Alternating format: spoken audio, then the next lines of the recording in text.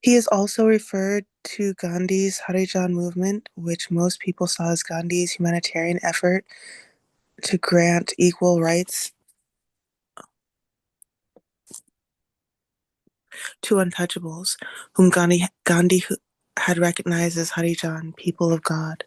Abi stressed that this was also an essentially spiritual aspect of Gandhi's life, but rather than simply rubber stamping an untouchable as Harijan, Abi argued there must be a systematic program for elevating people of lower classes. This program was taught in the Bhagavad Gita and could be applied under the guidance of a bona fide devotee of the Lord. We volunteered to take up the work on behalf of the Memorial Board.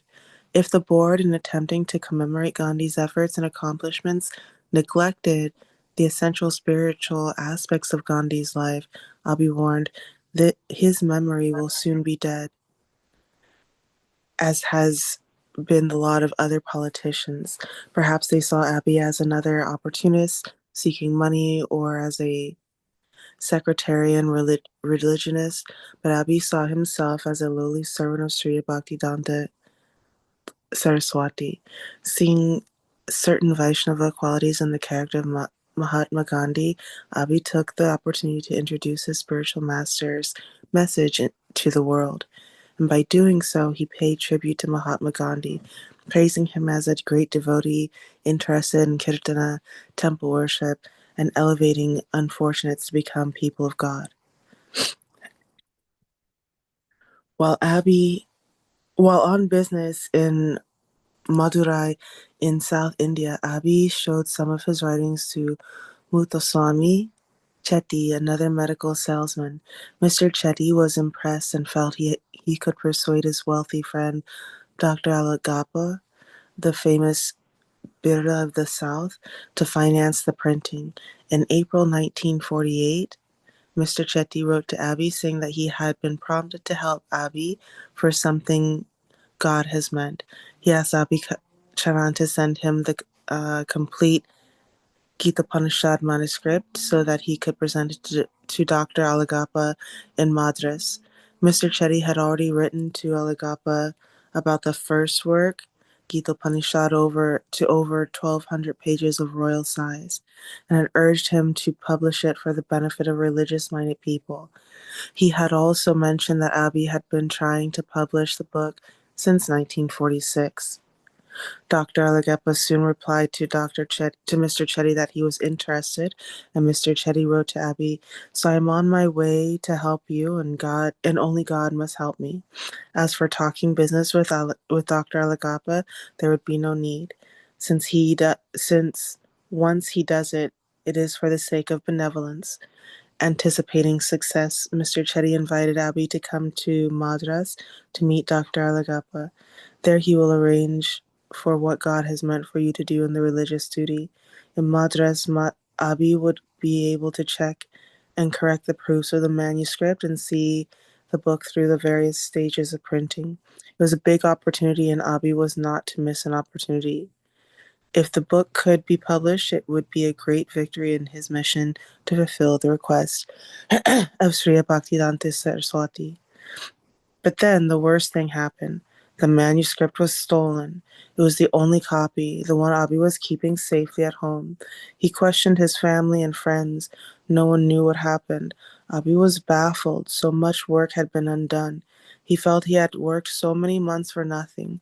Although he couldn't prove anything, he suspected that his servant or even his son might have done it with a motive for raising money, but it remained a mystery. During 1949, Abi wrote articles in Bengali and submitted them to his godbrother B.P. Keshava Maharaja, who published them in his Gaudiya Patrika. Abi's format for addressing world problems was the same as his spiritual masters. Even at their first meeting in 1922, Sri Bhaktisiddhanta Saraswati had countered Abi's nationalistic arguments by stressing that the real crisis in the world was neither social, nor political, nor anything material, but was simply the dearth of transcendental knowledge. Abby simply elaborated on this scheme.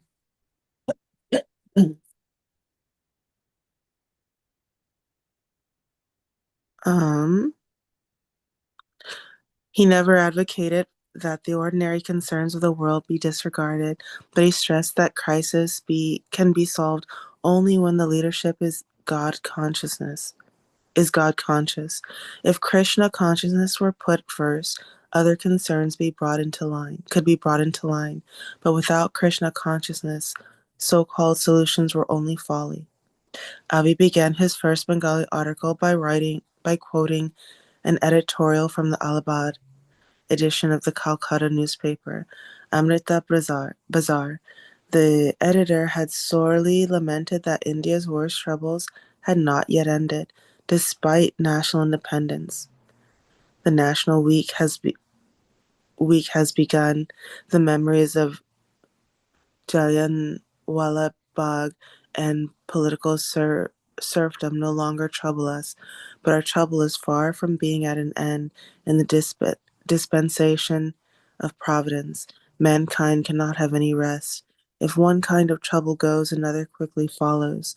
India, politically free, is faced with difficulties no less serious than those that troubled us under a foreign rule. Abe seized on this editorial reflection as proof of the basic defect of all worldly plans for amelioration. He pointed out that although India had been subjugated by foreign rulers since the time of the Muhammad Ghori, AD 1050, India prior to that had never been subjugated. In those days, India had been a God-conscious nation. It was when India's leaders had abandoned their spiritual heritage that India had fallen. Thus, Indians should see that they were now being punished by the stringent laws of material nature. The honorable editor of Amrita Bazar Pitrika, Abi noted, has written so sadly, if one trouble goes, another quickly follows.